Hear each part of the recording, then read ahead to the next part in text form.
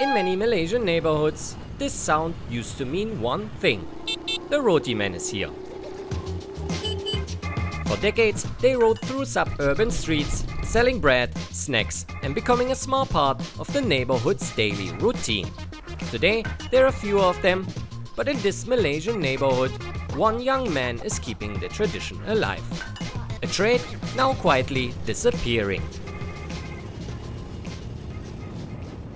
It's just after sunrise in Petaling Jaya, a city just outside Malaysia's capital, Kuala Lumpur. In a small rented room, 20-year-old Haja begins his day. Most of his customers know him simply as the Roti man. Roti meaning bread in Malaysia. But Haja's story began far from here, in Tamil Nadu, in southern India. Even with a bachelor's and a master's degree in computer science, Haja made a decision he never expected. He left his home country. The job in India nowadays is very rare. If I get the job, the salary is very, very low. Cannot survive with our family. So I have lots of responsibilities here. So I decided to come to Malaysia. That was in 2022. Fortunately for Haja, someone was already here. My brother lived here, the same room, almost 7 to 8 years. The brother Haja speaks of is actually his cousin, who had been working in Petaling Jaya as a Roti man. Having family here made Haja's arrival in Malaysia a little easier. His first job was in a restaurant, clearing tables and delivering food. But then, in May 2025, his work life changed. His cousin was returning to India and made Haja an offer. Then he told me, I will hand over my business to you, please take care of it. After 2 to 3 years, I hope your life will be settled. With that, the business changed hands.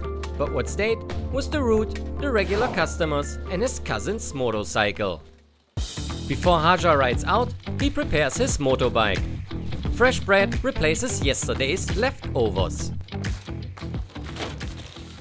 First, I came to Malaysia like a person with traveling with little elephant, you know. Yeah, a lot of bread, I don't understand. We don't sell this bread like India. Only in Malaysia, first time I saw in Malaysia. Every night, Haja sends his orders through WhatsApp. By morning, the distributors drop everything at his door. On weekdays, he loads 15 to 20 trays, more than 100 kilograms in total. Riding with that weight is a constant act of balance.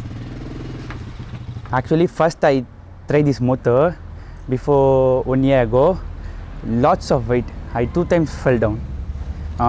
And I also cracked my bone, you know. After that, I practice. Practice makes a man perfect. Okay, now this motor is in my control. What Haja learned through trial and error is part of a much older routine. The Roti men have been part of Malaysian neighbourhoods for decades, but the golden era was from the 1980s to the early 2000s. The tradition connects back to Penang's early bread culture. Its story began in the late 1920s when Sheikh Muhammad Ismail, an Indian Muslim baker from Madras, started producing a simple white loaf known then as Roti Bengali, later evolving into the bread Malaysians still know today. The Roti man came from working-class families, traveling long routes, 7 days a week, serving homes, schools and entire communities. 9 a.m. Haja starts his daily route. The first honk echoes through the neighborhood.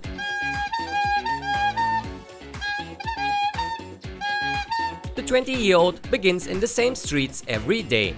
Regular houses, familiar gates, and known faces. Come bread,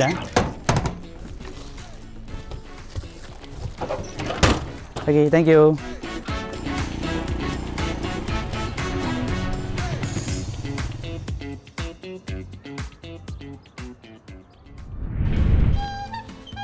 For some, Haja is more than just a vendor.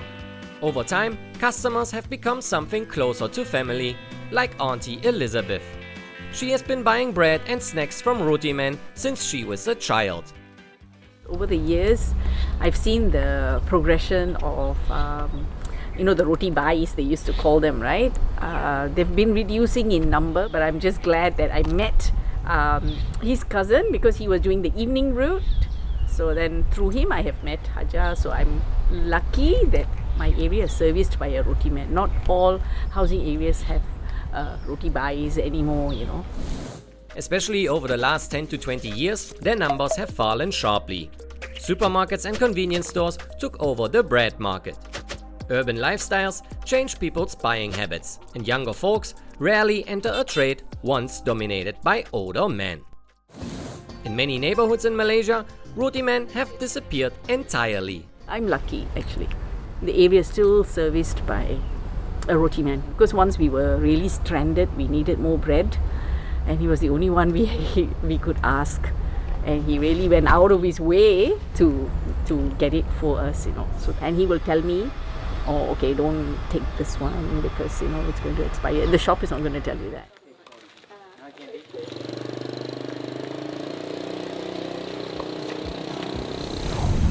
In a single day, Haja rides up to 80 kilometers, driving through many areas in the neighborhood. But like many before him, Haja works with an unspoken boundary between the roti men.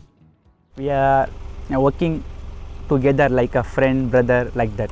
Actually, first we are separating our areas. I cover section 8, section 14, section 7, and they cover the balance section la. I can't go to his place, he will not come to my place. But boundaries are not the only thing Haja had to learn. In Malaysia, the language of the street is Bahasa Melayu.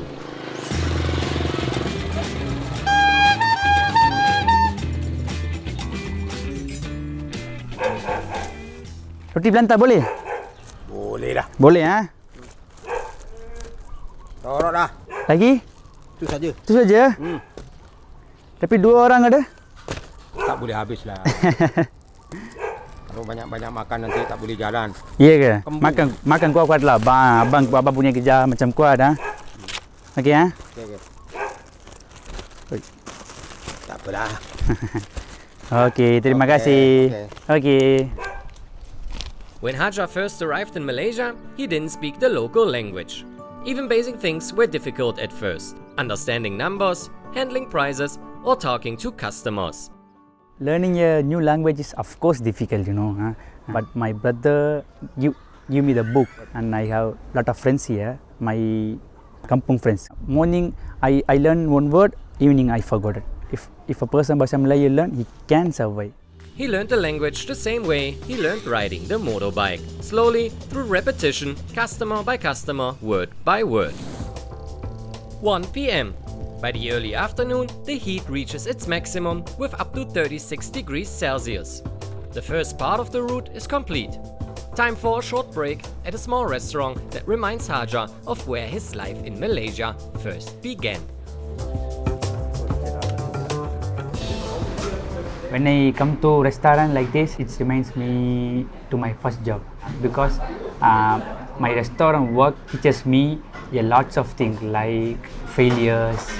My boss also scold me. Like, if I deliver the food lately, he scold me. You know, I cried, I feel ashamed. A difficult start, a new country, new language, long hours and little control. Now that has changed. Haja is his own boss. Running his own route has given him independence and new friends. But it has not shortened the distance to home.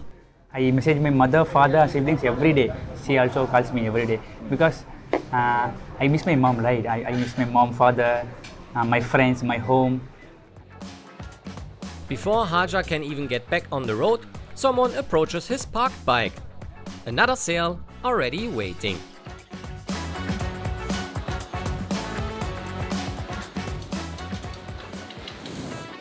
(2 p.m. the second round of the day begins. By now, Haja has already been on the road for several hours. On busy days, he will spend up to 12 hours on his motorbike. But not every customer waits at the gate. If the customer wants bread, she will put the plastic in front of the door. Some customer put the basket, and some customer put the money inside the basket. If I take the amount and put the bread and put the balance amount. A simple system built on each other's trust. One bread, right? Okay. Thank you, auntie. But the most reliable part of this route is not in the neighborhood. Several times a week, Haja delivers also to a few senior homes that regularly buy bread from him. Compare between neighborhood and this place is like a bank la. And end of the month, a large amount of money comes in my purse. But the neighbor house, sometimes he will buy, sometimes he will not buy. Sometimes one person come out, sometimes 10% come out. In a job where daily sales can fluctuate heavily, steady customers like these matter. For now, the job supports Haja and his family. But one day, he hopes to open his own small shop. Of course, this is the tough job.